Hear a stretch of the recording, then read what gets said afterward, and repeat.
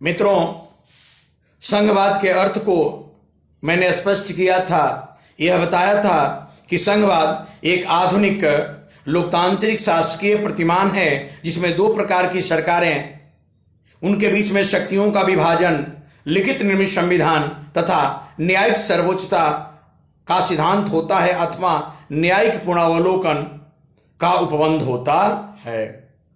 यहां मैं संघवाद की मानक विशेषता बताऊंगा और भारतीय संघवाद की विशेषता को अमेरिकी संघवाद के परिप्रेक्ष्य में स्पष्ट करने का प्रयास करूंगा।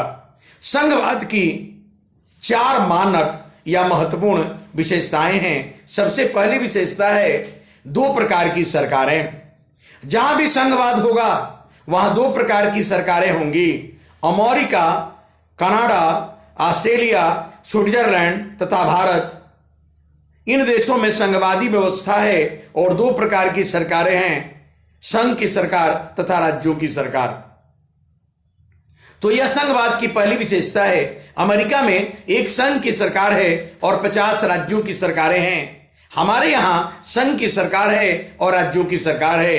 कनाडा में, ऑस्ट्रेलिया में, स्विट्जरलैंड जैसे देशों में भी संघ और राज्यों की सरकारें होती हैं। स्पष्ट है कि यह संघवाद की पहली महत्वपूर्ण विशेषता है। पहली विशेषता के बाद दूसरी विशेषता यह है कि जहां संघवादी व्यवस्था होंगी, अगर दोहरी सरकार होंगी तो उनके बीच में शक्तियों का विभाजन होगा। संघ और राज्यों के बीच में शक्तियों का विभाजन किया जाता है। भारत, अमेरिका या अन्य देशों में भी संघ और राज्यों के बीच में शक्तियों का विभाजन है। अमेरिका के अंतर्गत संघ और राज्यों के बीच शक्तियों का विभाजन दो सूची के अंतर्गत संघ तथा राज्य सूची के अंतर्गत किया गया है, जबकि भारत में कनाडा से प्रभावित होकर संघ और राज्यों की शक्तियों का विभाजन तीन सूची के अंतर्गत संघ सूची, समवर्ती सूची तथा राज्य सूची के अंतर्गत किया गया है। संघवाद की जो तीसरी विशेषता है वह लिखित निर्मित संविधान का होना है। संघवाद में राज्यों के अस्तित्व को अक्षुण्ण रखने के लिए लिखित तथा निर्मित संविधान को अपनाया जाता है और अमेरिका, भारत जैसे देशों में लिखित निर्मित संविधान है। यह अलग बात है कि हमारे यहां संघवादी परिप्रेक्ष्य में लिखित निर्मित संविधान जरूर है, लेकिन संघवाद अमेरिका में लिखित निर्मित संविधान के साथ साथ कठोर संविधान की बात करता है। मैं यह नहीं कहता कि हमारा संविधान कठोर नहीं है, लेकिन अमेरिका जैसी कठोरता भारत के संविधान में नहीं है। अमेरिकी संविधान 1789 में लागू हुई और उस समय से लेकर अब तक अमेरिकी संविधान में 27 संविधान संशोधन ही हुए हैं। उसकी कठोरता का परिचायक है और लगभग 5000 बार अमेरिका में संशोधन के लिए प्रयास किए गए। हमारा संविधान जो है वह एक सीमा तक कठोर है। 368 के अंतर्गत जब हम संविधान संशोधन की प्रक्रिया को बताएंगे तो स्पष्ट करेंगे कि 3 प्रकार की प्रक्रिया में कुछ संसदीय शासन प्रणाली के परिप्रेक्ष्य में बहुत लचीली है और तीसरी अति विशिष्ट संघवादी परिप्रेक्ष्य में कठोर है। लेकिन सामान्य तौर पर भारत में तो मध्यम मार्ग का अनुपालन किया गया है, कठोरता और लचीलापन का अनुपालन किया गया है। संघवाद में न केवल अमेरिका में लिखित निर्मित कठोर संविधान है, बल्कि संघ और राज्यों का अलग अलग संविधान है। भारत में भले ही लिखित निर्मित संविधान है, लेकिन यहां संघ और राज्यों का अलग अलग संविधान नहीं है, बल्कि भारत में तो एकात्मक राज्य सदृश एकल संविधान के सिद्धांत को अपनाया गया है। संघवाद की एक महत्वपूर्ण विशेषता न्यायिक सर्वोच्चता का सिद्धांत होता है। अमेरिका में न्यायपालिका की सर्वोच्चता का सिद्धांत संविधान के रूप में घोषित है।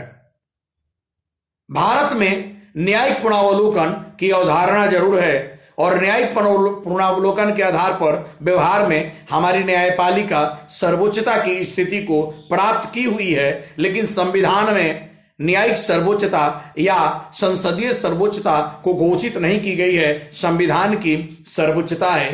फिर भी न्यायिक पुनरावलोकन हमारे यहाँ व्यवहारिक रूप में न्यायिक सर्वोच्चता के सिद्धांत को प्रतिस्थापित करता है और संविधान की मूल ढांचा का सिद्धांत या बाद की प्रक्रिया में जो न्यायिक सक्रियता दृष्टिगोचर हो रही है उससे भी न्यायिक सर्वोच्चता वाली स्थिति ही प्रतिस्थापित होती है।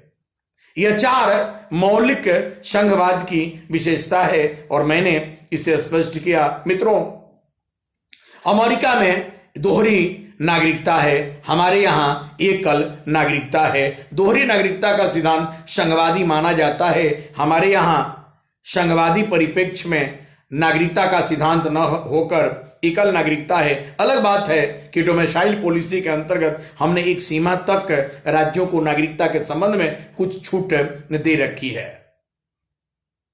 संघवाद की एक और विशेषता यह होती है कि जो संघीय विधायिका होती है उसके द्वितीय सदन में राज्यों का प्रतिनिधित्व होता है। जैसे कि अमेरिका में द्वितीय और उच्च सदन सीनेट है और राज्यों का प्रतिनिधित्व है। हमारे यहाँ भी राज्यसभा द्वितीय उच्च और अस्थायी सदन है, यहाँ राज्यों का प्रतिनिधित्व है। अलग बात है कि अमेरिका में चाहे बड़ा राज्य हो या छोटा राज्य हो,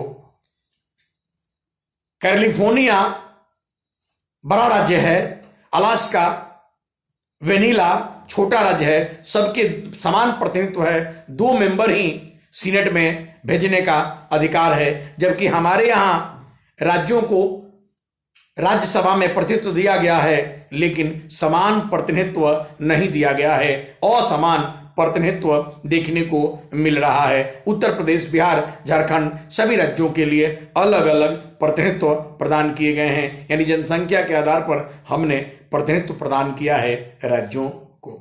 स्पष्ट है कि भारतीय संघवाद तथा दुनिया के दूसरे संघवाद, विशेषतः अमेरिकी संघवाद से अनेकानेक मामलों में अंतर दृष्टिगोचर होता है। फिर भी संघवाद की मानक विशेषताएं दोहरी सरकार का होना, दोनों सरकारों के बीच में शक्तियों का विभाजन का होना, लिखित निर्मित संविधान का होना तथा न्यायिक सर्वोच्चता अथवा न्यायिक पुनरावलोकन का होना इत्यादि महत्वपूर्ण है और इसी परिप्रेक्ष्य में संघवाद की विशेषताएं बताई जाती है। मित्रों, मैंने संघवाद पर दूसरे एपिसोड में काम किया, फिर तीसरे एपिसोड में शेष संघवादी विशेषताओं को बताऊंगा और फिर सबसे महत्वपूर्ण और परीक्षायोगी संघवाद पर चौथा एपिसोड होगा।